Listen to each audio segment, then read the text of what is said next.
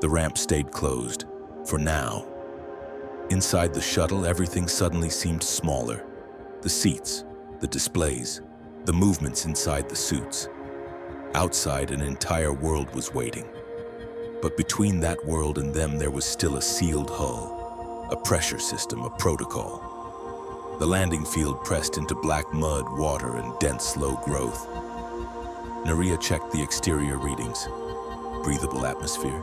No. Direct contact safe? Unknown. Biological hazard? Not excluded. Visibility? Variable. Retreat? Possible. Possible was a good word, not a comforting one, but useful. Samir sat beside her, eyes fixed forward. Before a human touched the ground, the ship did. No large movement in the immediate area, he said. Define large, Naria said. He checked the readings. Nothing that could carry the shuttle. It was not the sentence anyone wanted to hear, but it was honest. Naria placed her hand on the release. Golden light reflected in puddles where tiny droplets lay like beads. ASCENT's marking trembled in the water, as if it already no longer belonged entirely to them. Samir watched the exterior cameras. Ground is holding. Moisture high. Microstructure dense. Ivara leaned over the display. Nothing touches the surface unless it was built for it. Too late, Lena said. She meant the shuttle. No one laughed. This was first contact. Not boots, not hands, not the great image for Earth, only metal on wet ground. Naria looked at the image of the landing strut, half technology, half foreign body, in a world that had already begun to cover it with moisture and reflection. Helmet sealed, external channel open, no contact without notice.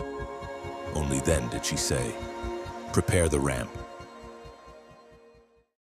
And an alien surface giving way without welcoming them. The rear ramp opened slowly. Golden light entered the cabin. Not cleanly, not like sunlight through glass. It came with haze, moisture, drifting particles, and scent values the suit could only translate into numbers. It warmed the black suits, made the instruments look stranger, made the familiar geometry of the shuttle suddenly feel temporary. Ahead of them, there was no path. Only dense ground, burgundy leaves, dark trunks, and pale cup plants standing in the light as if they had been waiting for nothing at all. Naria stopped at the threshold. Behind her, the team breathed in the shared channel. "No step without a ground test," Samir said. "Confirmed," Ivara replied. Lena stayed in the cockpit. "Return window open, shuttle stays hot." Naria looked out. There were sentences written for reports, and there were sentences someone only said because somebody had to begin. "ASCENT surface team," she said, "is entering candidate 01. Then she took the first step. The ground accepted her weight. Not firm, not soft. Alive in the wrong sense of the word.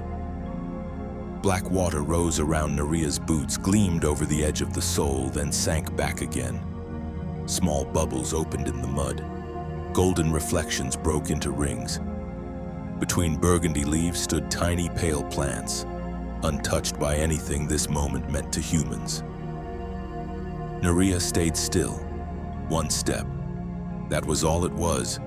One boot in water, mud, and alien light. But aboard ASCENT, that step was already being stored, mirrored, secured, written into the archive. "Contact stable," Naria said. Her voice sounded calm. Maybe it was. Maybe calm was simply the shape wonder took when it had to remain responsible. Behind her, Ivara and Samir waited. Before her lay the forest, and it did not move aside.